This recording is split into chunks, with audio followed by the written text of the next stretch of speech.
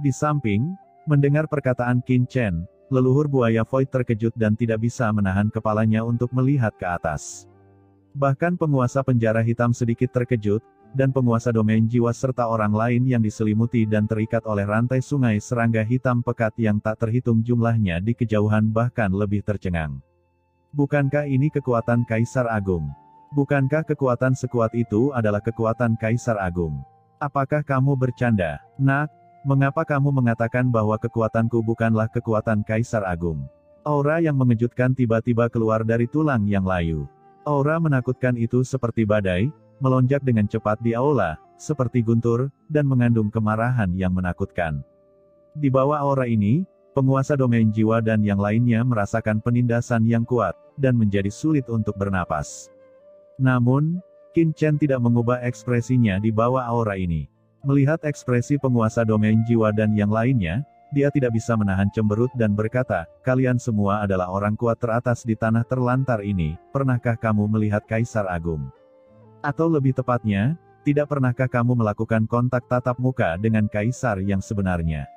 Tidak bisakah semua orang membedakan kekuatan yang begitu mudah dibedakan?" Mendengar ini, ekspresi semua orang membeku.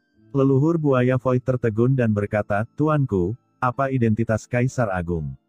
Meskipun kami dianggap kuat di dunia bawah, kami hanya berada di wilayah kami sendiri, tetapi Kaisar Agung dapat menguasai suatu wilayah di dunia bawah. Meskipun kami semua pernah melihat Kaisar Agung sebelumnya, tetapi kami hanya melihatnya dari kejauhan, bagaimana kami bisa merasakan kekuatan Kaisar Agung dengan begitu jelas?" Penguasa penjara hitam dan yang lainnya juga tersenyum pahit.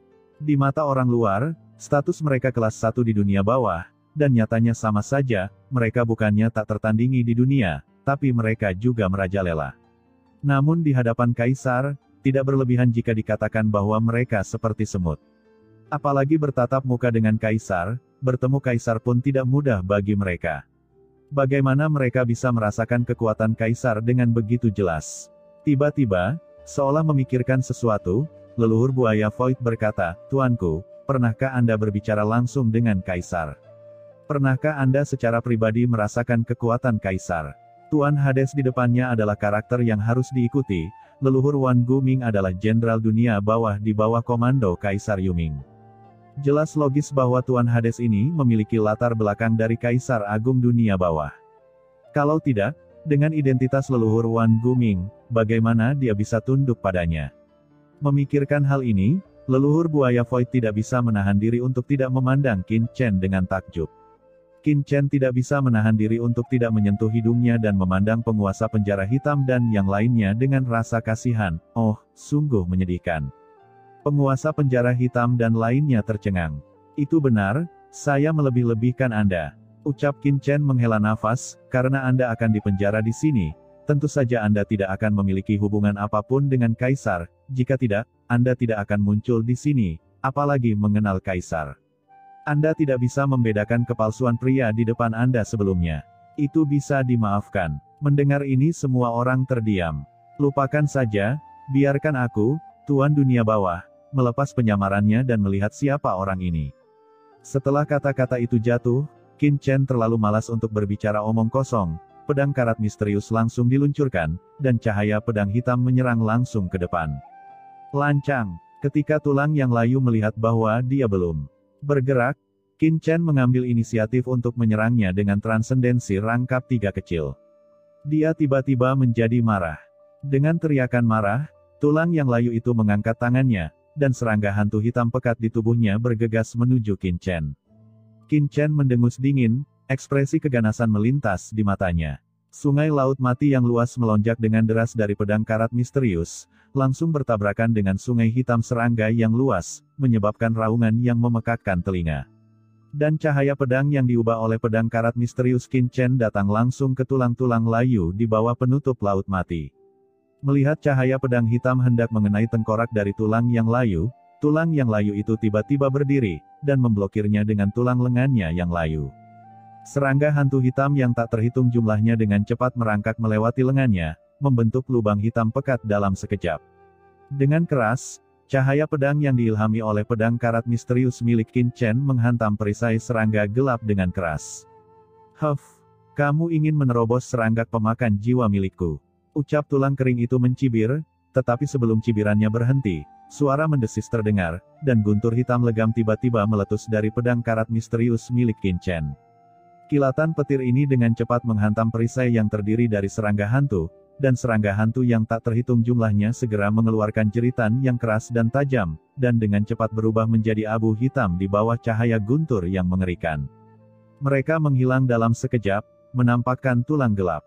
Apa? Ucap tulang yang layu tiba-tiba menunjukkan ekspresi ngeri, tidak pernah menyangka serangga pemakan jiwa miliknya akan dihancurkan langsung di bawah serangan Qin Chen. Dan ketika dia terkejut, cahaya pedang dari pedang karat misterius Qin Chen telah menghantam tulang hitam yang dia angkat dengan keras. Tulang yang layu itu meraung, dan cahaya hitam yang menyilaukan tiba-tiba menyala di atas tulang hitam yang layu itu, dan tekanan mengerikan meledak dalam sekejap. Saat berikutnya, cahaya pedang dari pedang karat misterius bertabrakan dengan tulang yang layu, dan terdengar suara teredam seperti pemukulan kulit. Tulang yang layu tiba-tiba bergetar dan mundur beberapa langkah. Dia memandangi lengan tulangnya dengan tidak percaya. Lengannya terbelah menjadi jurang yang panjang, memperlihatkan celah yang sangat besar. Apakah semua pembudidaya hantu begitu kuat sekarang? Bagaimana transendensi rangkap 3 bisa mematahkan tulangnya sendiri? Tidak, itu adalah kekuatan dari pedang tajam ini. Pedang tajam ini mengandung niat membunuh yang mengerikan. Niat membunuh ini tidak bisa dihancurkan dan langsung merobek tulangnya. Tulang layu tiba-tiba merasakan seluruh tubuhnya gemetar. Sebelum sempat pulih, ia merasakan kekosongan di sekitarnya mulai memadat, dan ia seolah terjebak dalam rawa. Domain tata ruang. Mengapa domainmu begitu kuat di sini? Gumam tulang layu pun semakin kaget. Tanpa pikir panjang, ia menjalankan jiwanya dengan gila-gilaan. Dalam sekejap, sungai serangga yang tak terhitung jumlahnya di sekelilingnya menimbulkan kerusuhan dalam sekejap, dan beberapa jeritan terdengar. Para penguasa area terlarang yang sebelumnya terjerat oleh sungai serangga yang tak terhitung jumlahnya tiba-tiba menunjukkan ekspresi ketakutan, daging dan darah mereka layu, dan semangat mereka dengan cepat menghilang.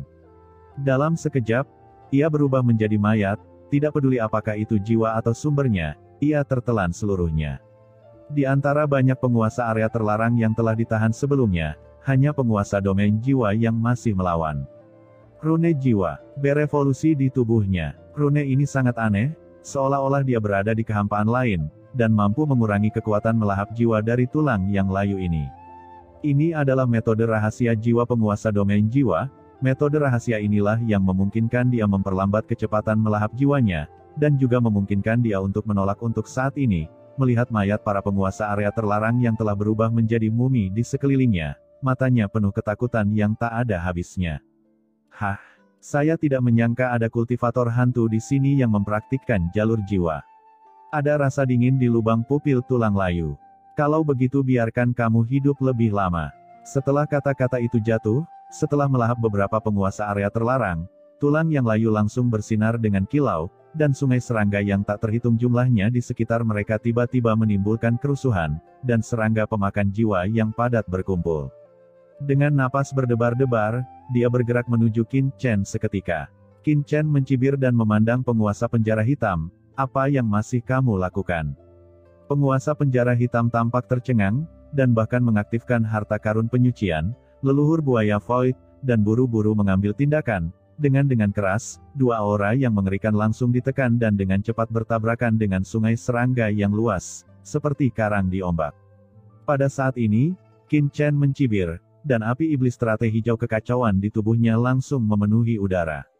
Setelah memasuki area terlarang ini, Qin Chen sudah memahami bahwa api teratai hijau kekacauannya memiliki daya mematikan yang kuat terhadap apapun di dunia bawah.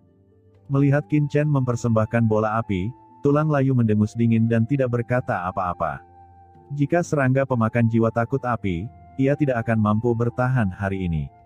Tapi apa yang tidak dia duga adalah ketika api menyala, dia tiba-tiba menjerit, dan serangga pemakan jiwanya tiba-tiba berderak dan meledak di bawah api teratai hijau kekacauan milik Qin Chen, dan segera serangga pemakan jiwa itu berubah menjadi abu terbang.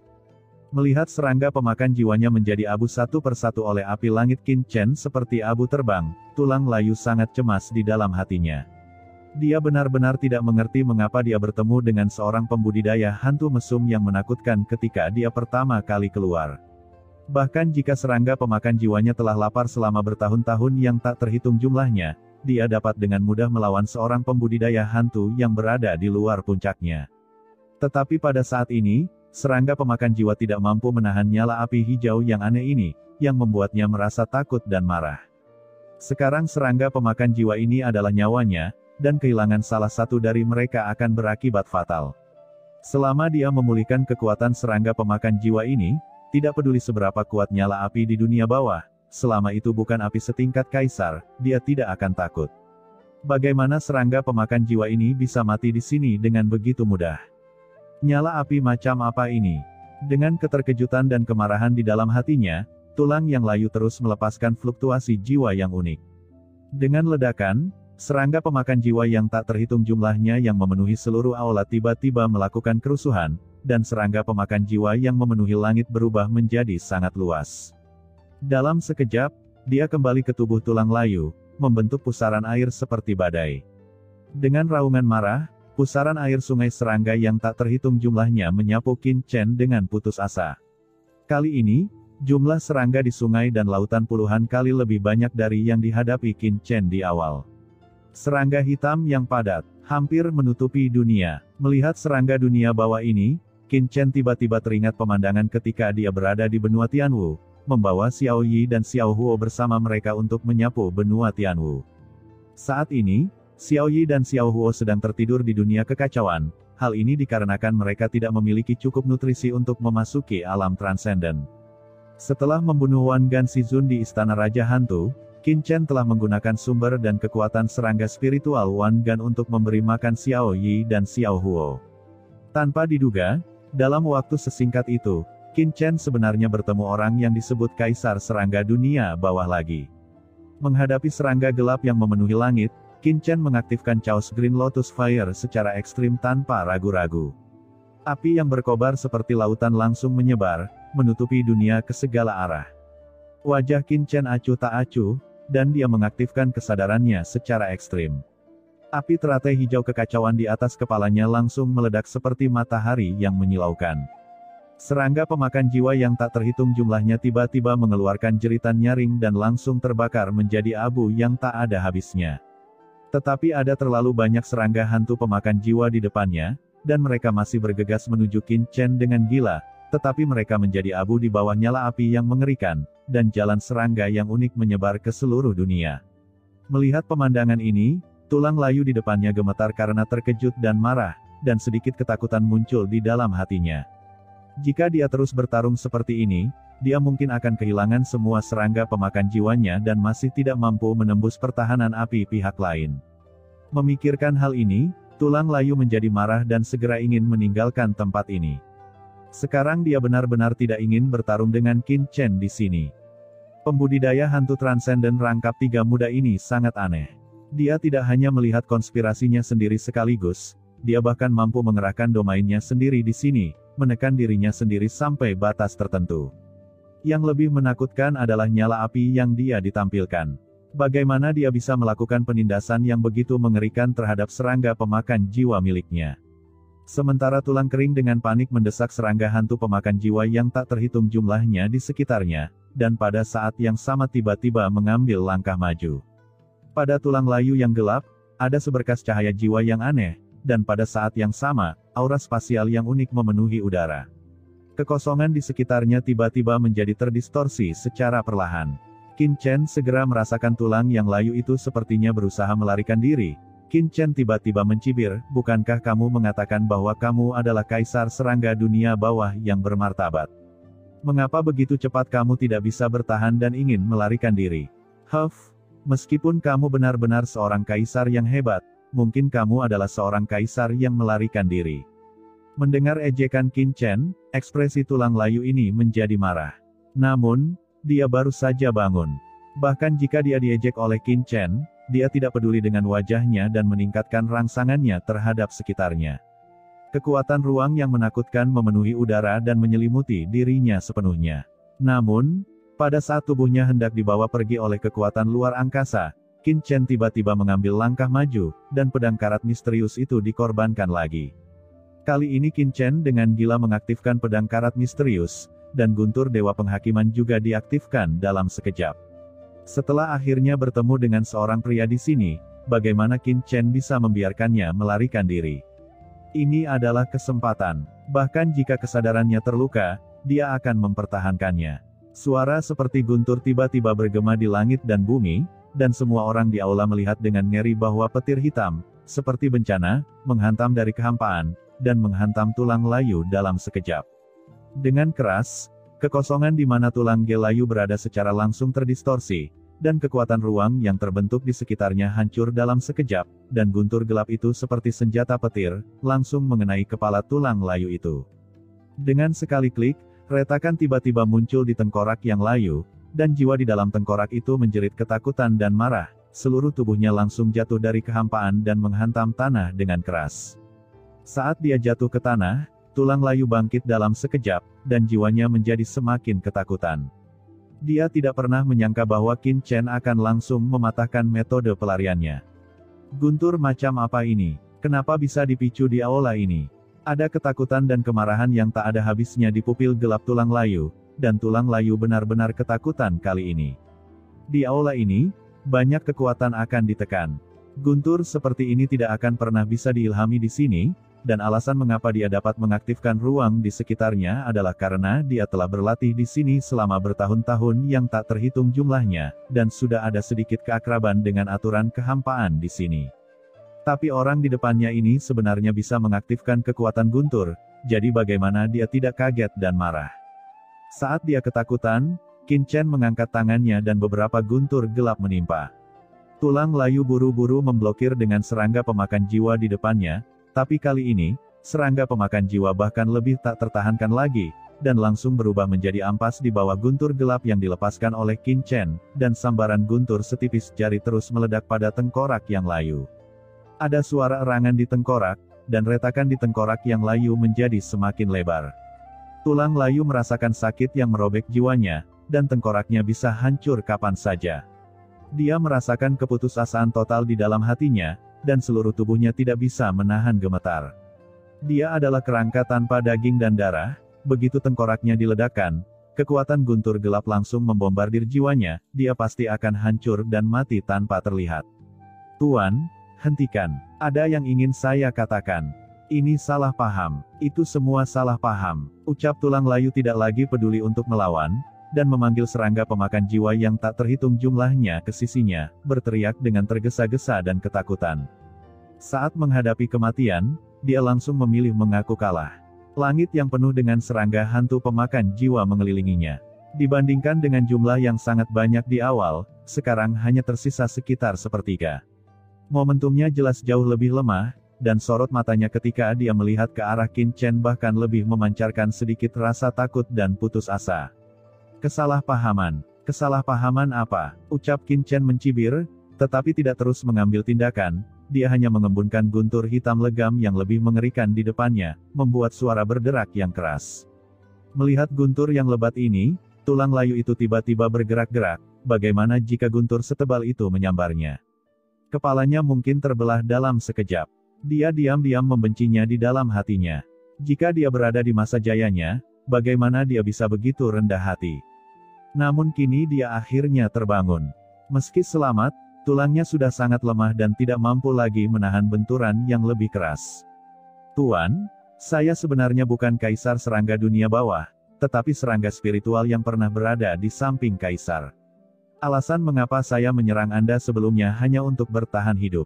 Saya berharap demi kaisar serangga dunia bawah, Anda akan memberikan saya jalan untuk bertahan hidup. Ucap tulang layu itu berkata dengan tergesa-gesa dan ketakutan. Mendengar ini, hati Qin Chen tergerak, namun ekspresinya tidak berubah sama sekali. Ia hanya mencibir dan berkata, jika kamu ingin bertahan hidup, bukan tidak mungkin. Singkirkan serangga pemakan jiwamu dan paparkan jiwamu pada kesadaran ilahi dari penguasa dunia bawah ini. Biarkan penguasa dunia bawah ini memasang segel di kesadaranmu, dan aku, penguasa dunia bawah, mungkin mempertimbangkan untuk tidak terus mengambil tindakan. Apa? Menanamkan segel. Gumam tulang layu bergetar, dan aura di tubuhnya melonjak lagi, mengandung sedikit kemarahan. Melihat tulang layu akan meledak dengan momentum lagi, Qin Chen mencibir dan tidak mengatakan apapun yang tidak masuk akal. Guntur gelap tebal di depannya tiba-tiba bergetar dan berderak. Kekuatan guntur yang mengerikan langsung mengunci tulang layu di depannya. Tunggu sebentar, aura kemarahan dari tulang layu tiba-tiba menghilang, dan dia buru-buru berteriak ngeri. Apakah kamu sudah memikirkannya dengan jelas? Ucap Qin Chen mencibir dan berkata dengan ekspresi acuh tak acuh, kamu pasti sudah lama disegel di aula ini kan? Tubuh dari tulang yang layu itu telah sangat usang.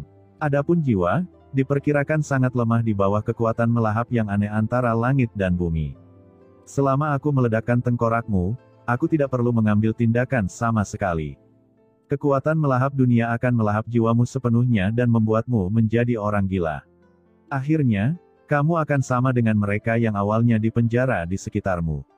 Sama seperti orang-orang di sini, mereka mati karena kehabisan jiwa, hanya menyisakan kerangka mereka. Kamu harus berpikir lebih hati-hati. Aku tidak punya kesabaran untuk berbicara omong kosong denganmu. Ucap Qin Chen berkata dengan acuh tak acuh, dengan cahaya yang tajam di matanya, dan guntur gelap di depannya meletus dengan tekanan mengerikan yang menyapu langit, mendistorsi kekuatan di aula. Bagaimana kamu tahu bagaimana orang-orang ini mati? Ucap tulang layu itu tiba-tiba terkejut. Apa yang aneh tentang ini? Ucap Qin Chen mencibir, aku juga tahu bahwa alasan mengapa kamu menyegel diri sendiri adalah untuk mencegah hilangnya jiwamu. Kamu seharusnya memiliki 2 sikat untuk bertahan di aula ini sampai sekarang, dan sekarang kamu akhirnya keluar dari masalah, kamu tidak ingin mati begitu saja di sini bukan? Setelah Qin Chen selesai berbicara, dia mengangkat tangannya dan menggedor, tombak guntur gelap langsung melayang di atas tulang layu. Guntur yang mengerikan melonjak di atas ujung tombak. Selama dia memiliki perlawanan, itu akan menusuk dengan keras. Guntur yang mengerikan menghalangi seluruh tubuhnya, membuat tulang layu langsung putus asa. Aku berjanji padamu. Ucap tulang layu mengertakkan gigi dan langsung mengeluarkan jiwanya. Di aula ini, semua kekuatan ditekan. Ditambah dengan identitasnya sendiri, tidak mudah bagi pihak lain untuk menggunakan segel jiwa. Selama masih ada kesempatan, saya mungkin masih bisa kabur. Kamu bijaksana, ucap Qin Chen terlalu malas untuk peduli dengan pikiran tulang layu. Ketika dia mengangkat tangannya, tanda jiwa yang berisi sedikit guntur tiba-tiba muncul di ujung jari Qin Chen dan dengan cepat mendarat di jiwa tulang layu. Di atas segel guntur ini, Qin Chen membawa jejak kekuatan guntur gelap penghakiman. Bagaimanapun, tulang layu di depannya sangat kuat. Jika dia tidak terlalu lemah dan tertahan oleh api teratai hijau kekacauan miliknya sendiri dan guntur gelap penghakiman, mustahil baginya untuk mengalahkannya. Ketika tanda jiwa jatuh, tulang layu terasa bergetar di sekujur tubuhnya, dan tekanan yang begitu kuat sehingga dia tidak bisa menahannya melonjak masuk. Dalam sekejap, tanda jiwa muncul di benaknya. Begitu tanda jiwa ini muncul, tulang layu segera merasa bahwa hidup dan matinya sepenuhnya dikendalikan oleh pria di depannya. Dengan satu pikiran, pihak lain dapat meledakkan segel jiwa dan meledakkan dirinya sampai mati di sini. Apa sebenarnya kekuatan ini?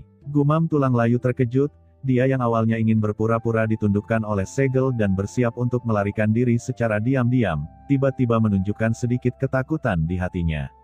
Setidaknya dengan kekuatan jiwanya saat ini, mustahil untuk lepas dari kendali jiwa ini. Tuanku, bisakah Anda menghilangkan guntur gelap itu sekarang? Ucap tulang layu memandang tombak guntur di atas kepalanya dengan gemetar, dan berkata dengan ketakutan, takut Qin Chen akan membunuhnya jika dia tidak hati-hati. Qin Chen mengangkat tangannya, dan tombak guntur tebal yang tergantung di udara langsung menghilang, berubah menjadi guntur dan menghilang ke seluruh langit. Pada saat yang sama, api teratai hijau kekacauan di atas Qin Chen langsung diserap ke dalam tubuhnya dan kembali ke langit di atas lautan jiwa. Oke, kalian semua singkirkan Ming Bao. Tidak apa-apa. Ucap Qin Chen menoleh dan menatap penguasa penjara hitam dan leluhur buaya Void, dan berkata dengan tenang. Tidak, apakah semuanya baik-baik saja? Ucap penguasa penjara hitam dan leluhur buaya Void memandang segala sesuatu di depan mereka dengan kaget, merasa sedikit bingung dalam pikiran mereka. Apa yang terjadi? Melihat tulang layu yang gemetar seperti anjing yang berduka, dan kemudian melihat diri mereka sendiri yang menunggu dalam formasi ketat, seolah-olah mereka akan bertarung sampai mati, penguasa penjara hitam dan leluhur buaya Void hanya merasa otak mereka tidak cukup. Kekuatan yang terekspos oleh tulang hitam layu di depannya pasti membuat penguasa penjara hitam sangat ketakutan. Penguasa penjara hitam bahkan merasa bahwa dia mungkin akan jatuh di sini kali ini. Tapi dia tidak pernah membayangkan berapa lama waktu yang dibutuhkan. Qin Chen mengalahkan pihak lain, dan orang kuat yang membuatnya ketakutan dicetak dengan tanda jiwa oleh Qin Chen, itu seperti mimpi. Saudara Hades, dia, ucap penguasa penjara hitam tampak tidak percaya, dan harta api penyucian di kepalanya bahkan menstimulasi aura aturan. Apakah kamu tidak melihatnya? Orang ini telah ditundukkan olehku. Ucap Qin Chen melirik mereka berdua, jika kamu terluka sebelumnya, cepat dan sembuhkan lukanya, jika tidak, jiwa akan dimakan terlalu banyak, seperti Raja Hantu bergigi raksasa, jika kamu menjadi gila, aku khawatir tidak ada yang bisa menyelamatkanmu. Ya, ucap penguasa penjara hitam mengangguk dengan tergesa-gesa. Ada apa dengan Raja Hantu gigi besar? Ucap buaya Void tertegun, namun dengan bijak ia tidak terus bertanya, melainkan buru-buru duduk bersila dan mulai menyembuhkan lukanya. Serangan tulang layu sebelumnya telah menyebabkan kerusakan parah padanya, dan dia perlu dirawat sesegera mungkin. Penguasa domain jiwa di samping telah duduk bersila untuk pertama kalinya, dengan wajah pucat, mengaktifkan jiwanya untuk memperbaiki jiwa yang rusak. Di antara gelombang orang sebelumnya, dialah satu-satunya yang masih hidup. Qin Chen mengambil satu langkah ke depan dan mendatangi tulang layu terkejut dan buru-buru memberi hormat dengan hormat tuanku. Qin Chen berkata dengan tenang, katakan padaku, siapa kamu dan mengapa kamu disegel di sini? Tuanku, bawahan ini adalah serangga hantu yang pernah berada di samping Kaisar Serangga Dunia Bawah. Belakangan, karena kesalahannya, dia dipenjarakan di sangkar laut mati pada zaman dahulu untuk menebus kesalahannya. Ucap tulang layu itu dengan tergesa-gesa. Apakah benar ada Kaisar Serangga Dunia Bawah? Ucap Qin Chen terkejut. Ini, tuanku, apakah Anda tidak pernah mendengar nama Kaisar Serangga? Ucap tulang layu terkejut dan berkata dengan hati-hati. Apakah dia terkenal? Apakah saya perlu tahu namanya?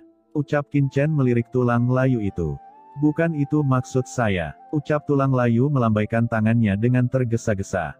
Bagaimana Kaisar Serangga Dunia Bawah dibandingkan dengan 4 Kaisar Agung di Dunia Bawah? Ucap tulang layu tertegun dan berkata lagi. Sambil tersenyum pahit, ini secara alami tidak ada bandingannya. 4 Kaisar besar Dunia Bawah adalah 4 Kaisar paling bergengsi di Dunia Bawah pada zaman kuno. Mereka masing-masing mengendalikan 4 penjuru Dunia Bawah. Meskipun Dunia Bawah sangat luas, 4 Kaisar Agung mengendalikan 4 penjuru. Wilayah ini sebenarnya hanya menempati sebagian kecil dari dunia bawah.